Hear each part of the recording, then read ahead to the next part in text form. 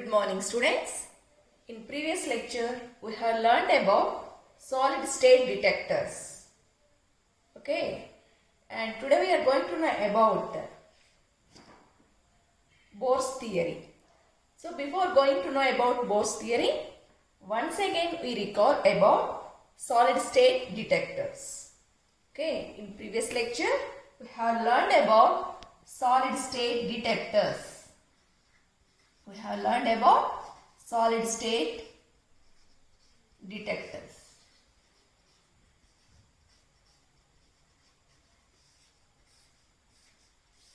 These solid state detectors are similar to the ionization chamber using gas. The work of these solid state detectors are they collect and measures the charges liberated by the incident radiation. Okay, so the solid state detectors are similar to ionization chamber. Ionization chamber. What is the work of these solid state detectors? Okay, they will collect and measures the charged particles.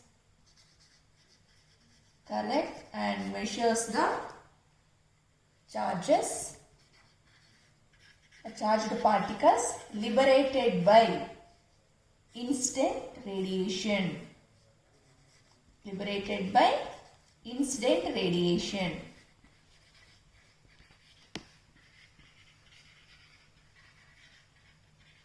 So solid state detectors, they are similar to the ionization chamber using gas. So the work of solid state detectors are they used to collect and measure the charges produced by the incident radiation.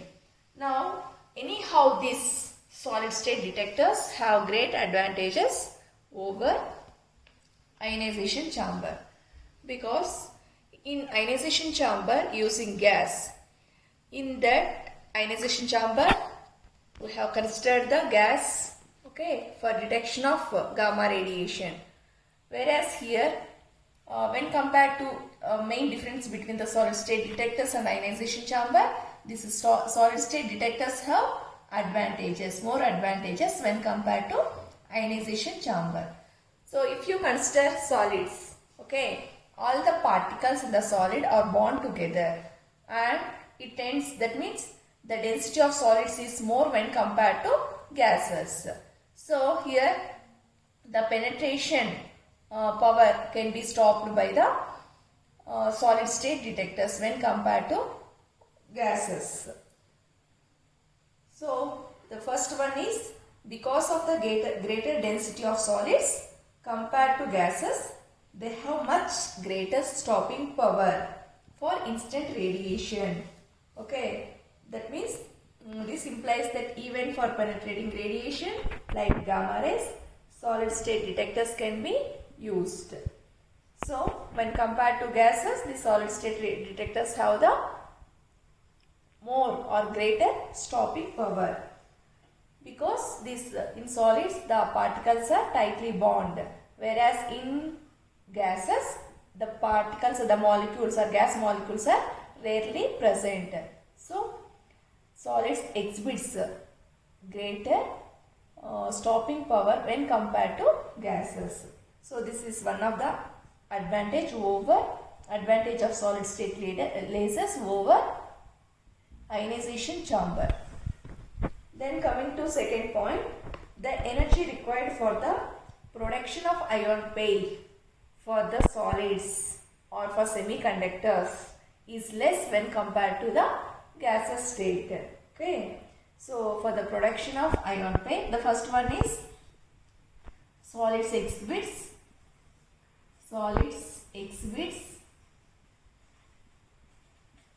okay, greater stopping power when compared to gas molecules or gaseous atoms. Then the next advantage of solid state detectors over ionization chamber is the energy required for the ion pair production is less. Okay, the energy required for the production of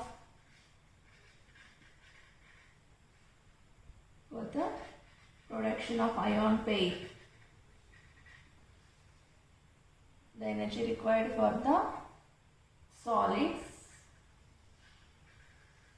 okay, for the production of ion pair is less when compared to gases. So these are the two main advantages of solid state detectors over ionization chamber. So if you go through the different types of energies required for the production of ion pair, if you consider helium, okay, the energy required for the ion pair production is 42 electron volt. If you consider xenon, okay, xenon requires 22 electron volt for the ion pair production, and air requires 34 electron volt for the ion pair. If you consider the germanium like semiconducting materials, okay, you all know that germanium and silicon are the best examples for semiconducting materials. So if you consider germanium, okay, the germanium requires 2.9 electron volt for the ion pair production, whereas the silicon requires 3.5 electron volt for the ion pair production. So from these values we can conclude that these are the gases, okay. So the gases are require high energy for the ion pair production, of ion pair, whereas here you are observing, okay, semiconductors, okay, you are observing the semiconductors require less energy for the production of ion pair. So why they require less energy, whereas this helium or gas or xenon requires much energy? Because if you consider even the solids, the band gap, okay, the band gap between the valence band and conduction band is less, so it requires less energy for the ion pair production. And we have learned that this solid states, in solid state we have learned about an ideal semiconductor detector. In that we have considered the PN junction, okay, which is lying between the depletion layer. We have considered the p-type material and n-type material, and in between these p-type and n-type material depletion layer is produced, okay. If you instant radiation onto the depletion layer, okay,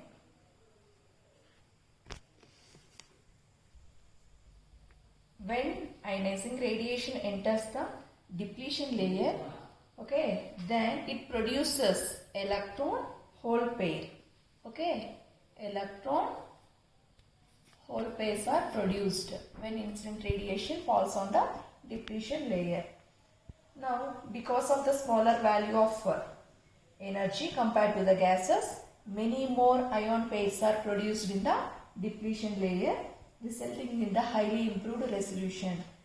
So, for very pure semiconductor materials, depletion layers are only about 1 mm, okay, and this thickness is enough to stop an alpha particle or a proton, but it is not sufficient to stop the gamma rays.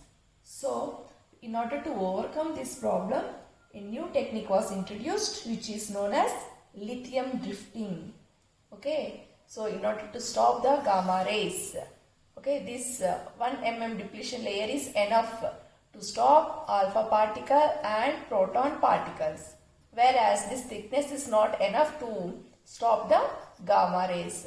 So to overcome this problem, a new method was developed which is nothing but lithium drifting. Okay, which is nothing but lithium drifting. In lithium drifting method, we have diffused. Okay, as I have said that this is a p-type. You know that p-type in p-type material the majority charge carriers are holes. In n-type material the majority charge carriers are electrons.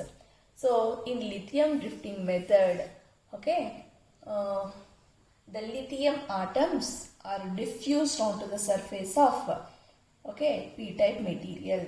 Okay, lithium atoms are diffused onto the surface of p-type material. Then this system is heated around 200 degrees Celsius. Then what will happen? The lithium atoms enter into the depletion layer. Okay, that means the lithium atoms diffuse into the depletion layer, and positive lithium ions generally drift into the depletion layer and compensate with the negative impurities in the p-type region. Thus this drift of lithium ions produce very pure semiconductor region between n-type and p-type. So depletion layers of several centimeters, more than 7 centimeter or more, have been produced by lithium drifting manner. So in order to stop the gamma rays in solid state detectors, a new technology, a new method was adopted which is nothing but lithium drifting. So this is the thing we have covered in the previous lecture. Today we are going to know about Bohr's theory. Okay, today's concept is Bohr's theory. Today we are going to know about Bohr's theory. In Bohr's theory, we are going to find the ionization potential for slow moving particles. Okay, today's concept is Bohr's theory.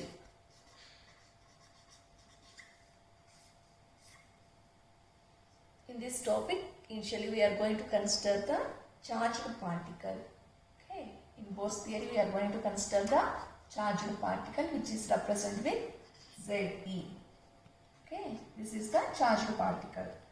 Now, we are going to consider the phenomena or the process in which this charged particle is going to transfer energy for the moving charged particle, that is electron, which is present in the surrounding medium. So, in Bohr's theory, first initially we have considered the charged particle.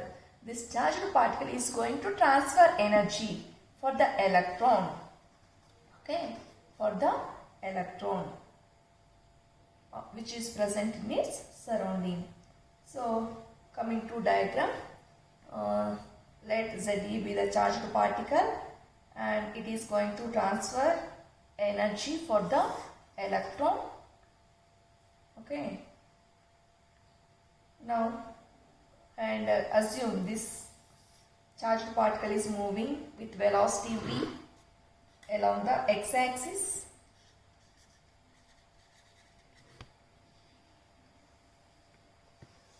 Now this is the origin, and consider the parameter A, which is nothing but impact parameter, and r is the distance from the charged particle to the electron. Now in Bohr's theory, consider the phenomena of the transfer of energy from moving charged particle. That means when this charged particle is moving, it is transferring its energy to the electrons which are present in its surrounding. Now assume a particle Ze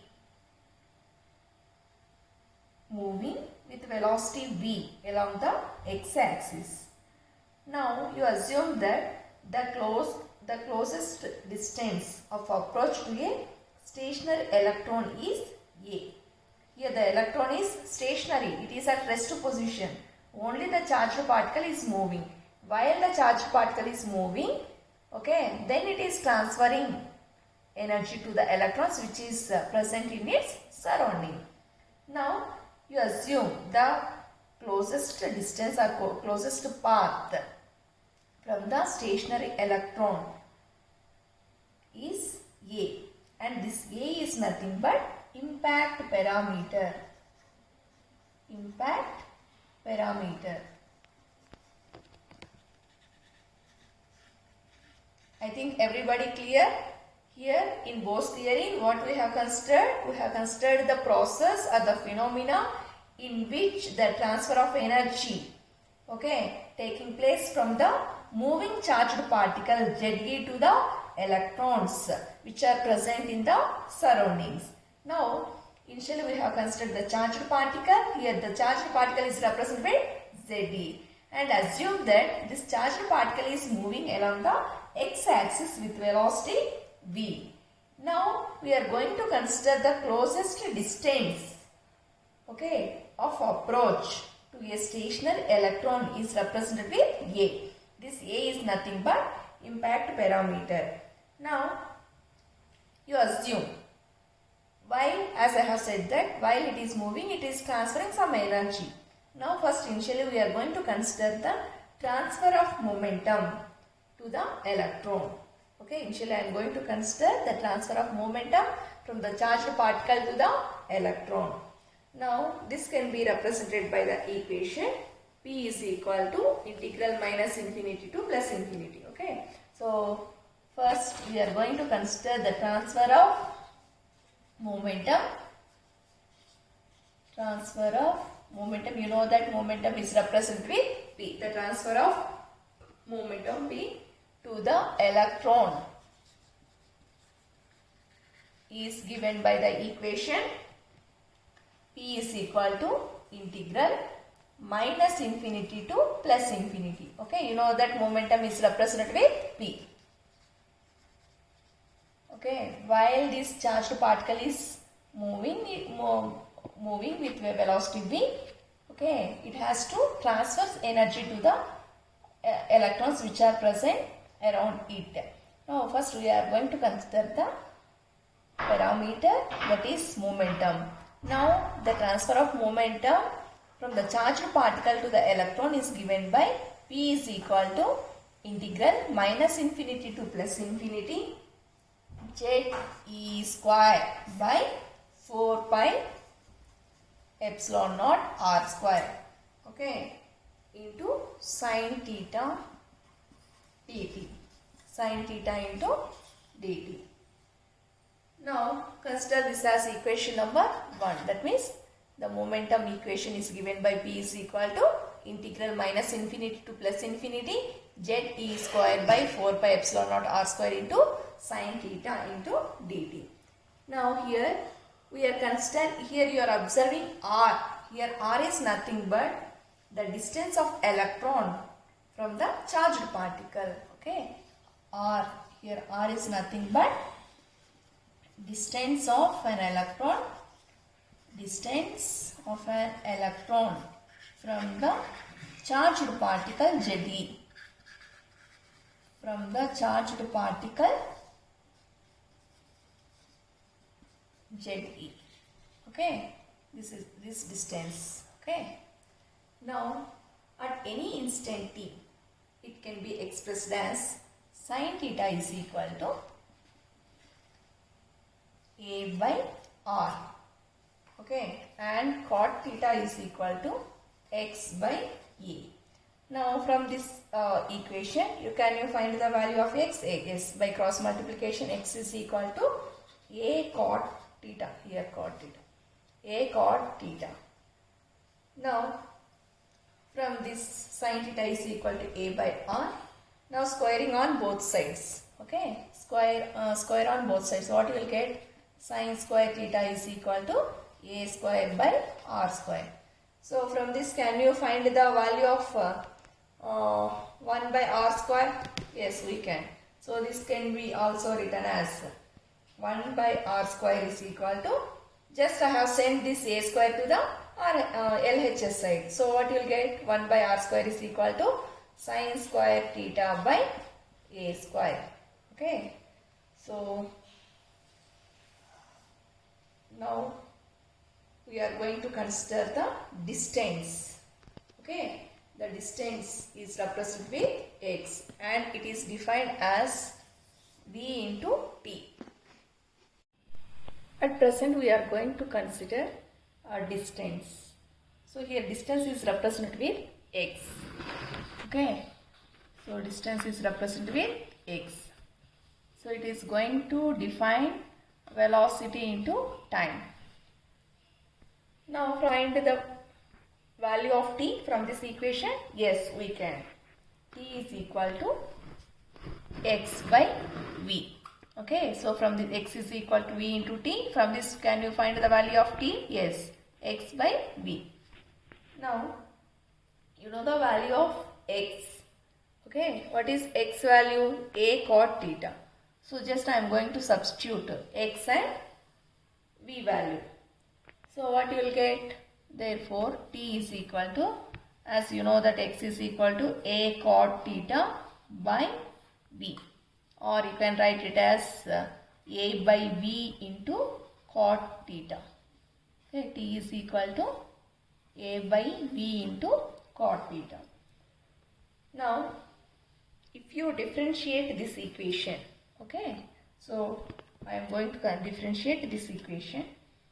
So what you will get? dt is equal to a by v like constant term. Okay, so differentiation of cot theta is nothing but cosecant square theta into d theta. Cosecant square theta into d theta. Differentiation of cot theta is nothing but cosecant square theta into d theta.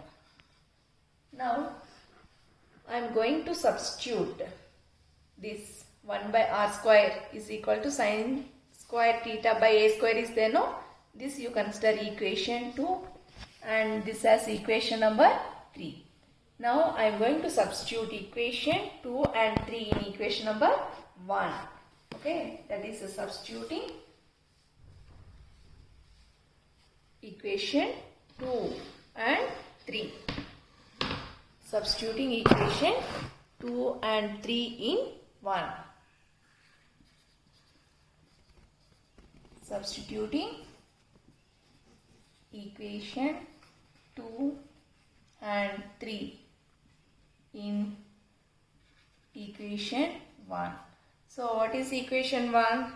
P is equal to, that is momentum equation. So P is equal to integral minus infinity to plus infinity z e square by 4 pi epsilon naught into r square. No, it's nothing but 1 by r square.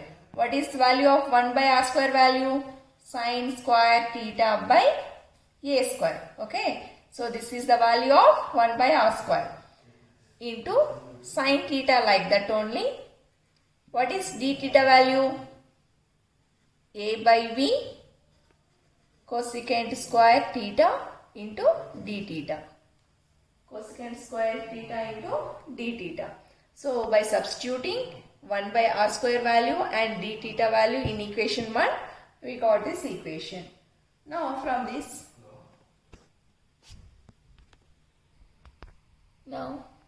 this can be written as P is equal to integral minus infinity to plus infinity z e square by 4 pi epsilon naught into sine square theta by a square into sine theta into a by v. Now I am going to bring the changes in terms of for the cosecant square theta. Okay, you know that cosecant square theta can be written as 1 by sine square theta. So you all know that cosecant square can be written as 1 by sine square theta. So in place of cosecant square theta, I am going to substitute 1 by sine square theta into this d theta. Okay. So now what gets cancelled in this equation? Here sine square theta is there. Here also sine square theta is there. This gets cancelled. And here also a square is there, here a is there. So a and square gets cancelled and the remaining terms I am going to write. Remaining parameters I am going to write here. So p is equal to integral minus infinity to plus infinity z e square by 4 pi epsilon naught into sin theta by a into 1 by v into d theta. So rearranging these terms, I am going to write it as p is equal to, and I am bringing z e square by 4 pi epsilon naught out of the integral. So z e square by 4 pi epsilon naught I brought out of the integral. Then what terms we will get here? Integral minus infinity to plus infinity sin theta into d theta. Okay. So applying integral for the sin term, the whole this term becomes, applying integrals you will get 2. So the overall equation is p is equal to z e square by 4 pi epsilon naught into 2. Now what you will get here? So here 2 and 2 2s are, it gets cancelled, and finally the transfer of momentum from the charged particle to the electron is given by the equation p is equal to z e square by 2 pi epsilon naught. Why you got here 2 1s are 2 2s are gets cancelled, so the remaining term we got here. This equation considered as equation number 4. So equation 4 represents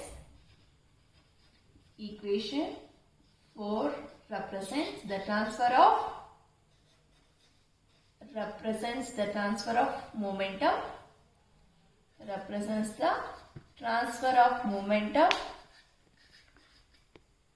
from the charged particle to electron. Transfer of momentum, you know that momentum is represented with P. Transfer of momentum from the charged particle. Here the charged particle is represented with Ze. Charged particle Ze to the electron. So by this equation we have concluded that the transfer of momentum from the charged particle Ze to the electron is given by P is equal to Z e square by 2 pi epsilon naught. Now the change during collision with a single electron is very less, or it will be negligible. So the kinetic energy transferred to the electron of mass m naught is given by T is equal to P square by 2 m naught. So if you consider a single, we have considered the theory regarding the single electron, the transfer of charged particle to a single electron. So during collision, the transfer of energy or momentum to the single electron is very less. So the kinetic energy transferred to the electron of mass m naught is given by T is equal to P square by 2 m naught. Here the kinetic energy is represented with T. Okay. So the transfer of kinetic energy T to the electron of mass m naught is given by, as I have said that it is P square by 2 m naught. Already you know the value of P from equation 4. Just I am going to substitute equation 4 in this equation. Okay. So substituting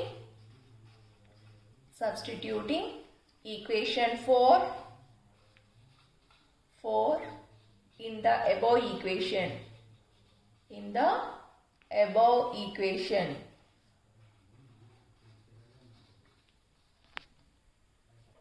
So what you will get here? T is equal to, what is P value? Ze square by 2 pi epsilon naught. So P square is nothing but Ze square whole square by 2 pi epsilon naught AV square into 1 by 2 m naught. So by multiplying, so what you will get, T is equal to here z square, okay, z square e power 2 to the 4, e power 4 by here 2 to the 4 and square, okay, it's nothing but 8 pi square epsilon naught square a square v square into m naught. So this equation represents the transfer of kinetic energy to the electron of mass m naught. So consider it as equation number 5. So equation 5 represents transfer of kinetic energy.